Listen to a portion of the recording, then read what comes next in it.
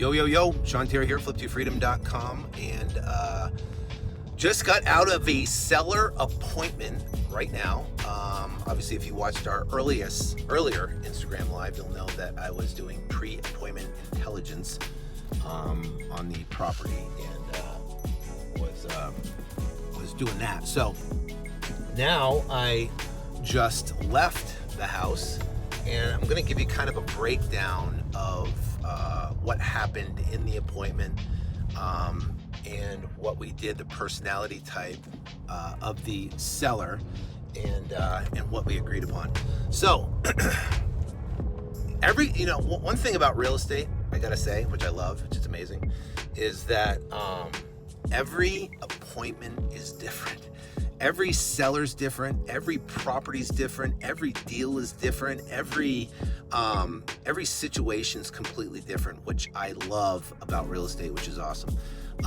So the interesting thing about this one, so let me give you a recap on this deal if you missed the previous live that we did. So essentially what happened was is that the seller is in foreclosure, and the foreclosure auction's coming up here in February. Seller has a first on the property of about 146 or so. Who knows about the about any of the back payments and stuff like that. Also has a second on the property for about $35,000. So there's about a little over $180,000 of debt on the property.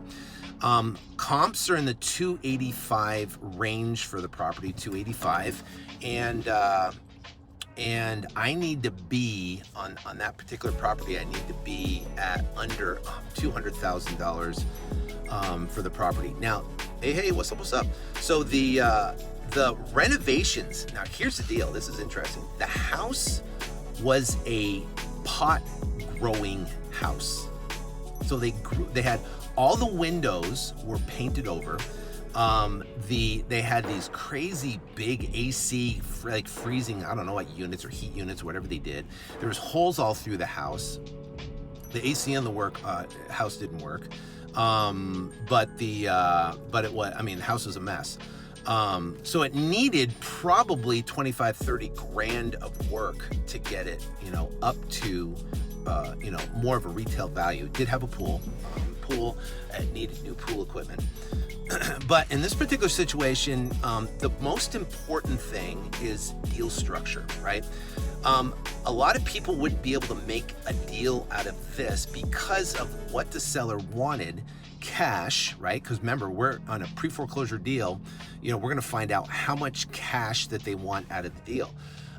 So they wanted $10,000 out of the deal to make the deal work. So I said, fine, let me see if I can make that work. I said, but if we're going to do the $10,000, then I got to keep your mortgage in place for 5 years, right? And I've got to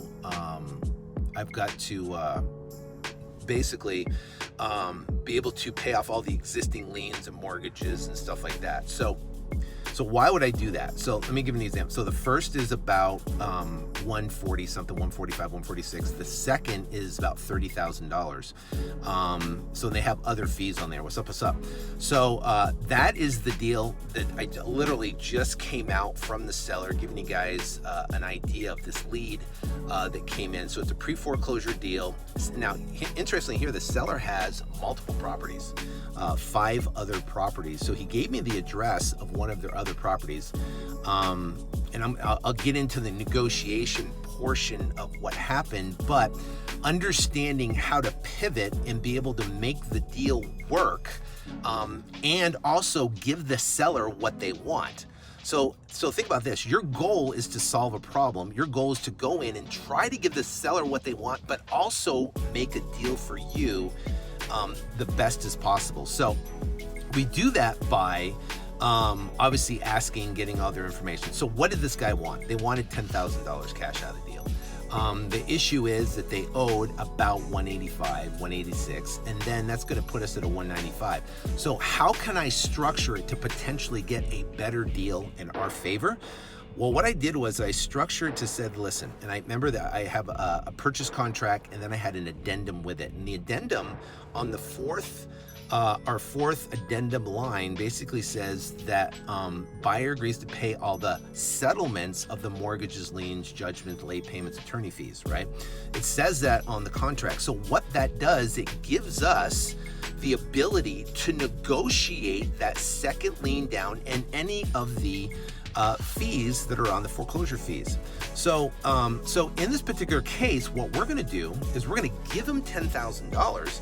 Now we have a 146 first mortgage, a 30,000 plus second mortgage. That 30,000 plus mortgage, that 30,000 plus mortgage.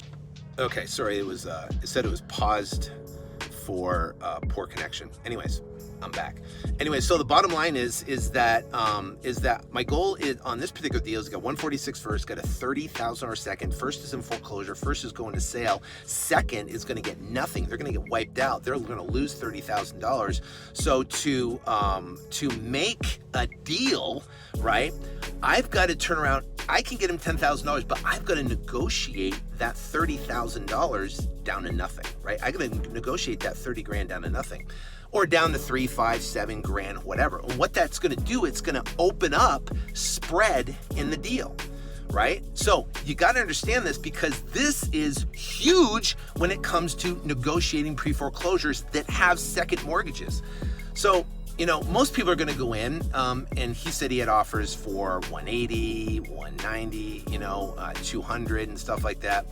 And he was a red personality. So red personality means that they're aggressive, get to the point, to the bottom line. But he was not the decision maker in the relationship.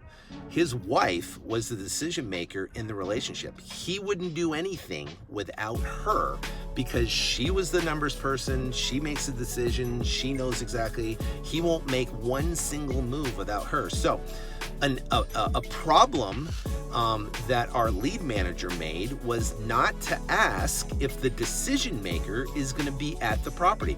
Now, if the decision maker is going to be at the property, then hey, I can close it and get it done now. But if the decision maker's not at the property, which it wasn't here, I can't get the deal signed, right? So what I had to do in this particular case is I wrote up the offer, explained it to him, gave him till end of day today, and said, I got to hear from you end of day today, because I got other deals I'm going on, other contracts and stuff like that that I need to be working on, focus on. I'm only going to be buying a handful of deals. So that being said, so I had to leave him the contract, but I'm going to follow up with him later this evening to get it done. So I personally don't like going on appointments where you don't have a decision maker, right? If you don't have a decision maker. So he referred pretty much everything back to her, because she was the person, that is making the decision.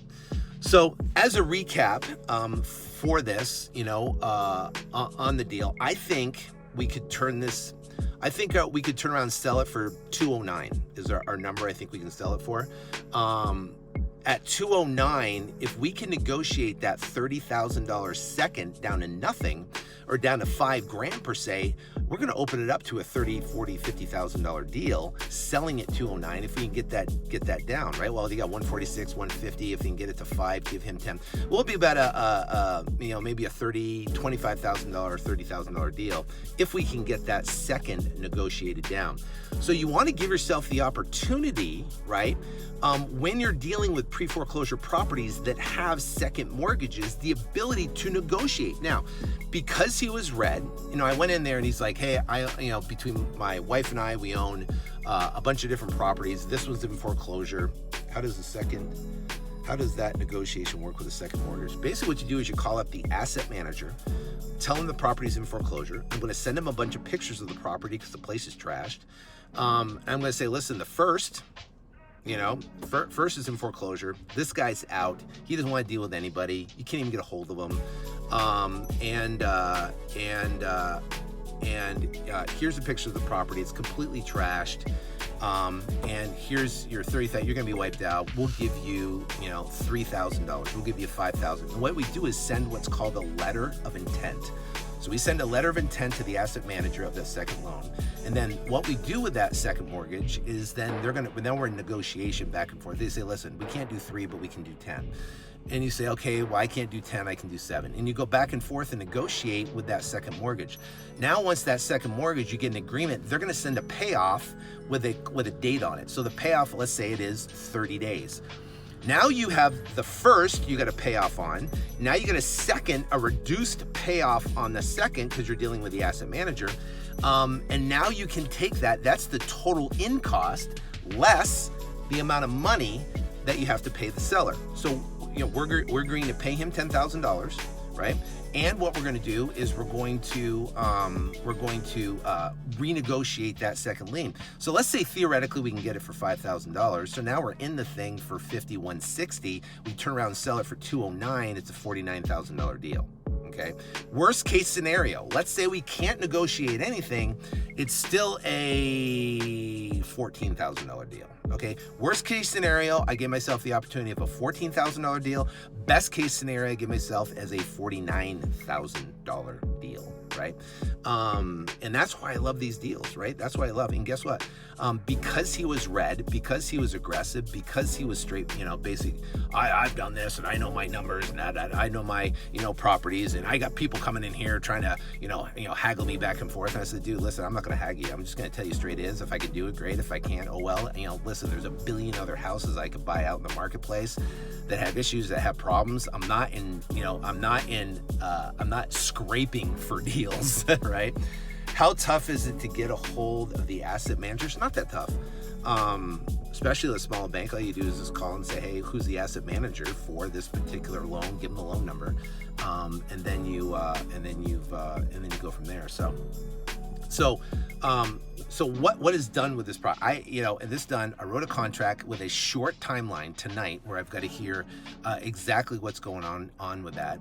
And if I don't hear it, then I'll be on the phone. I'm going to tell them, listen, you know what? If I don't hear it, I got to cancel it because I got other things I'm doing.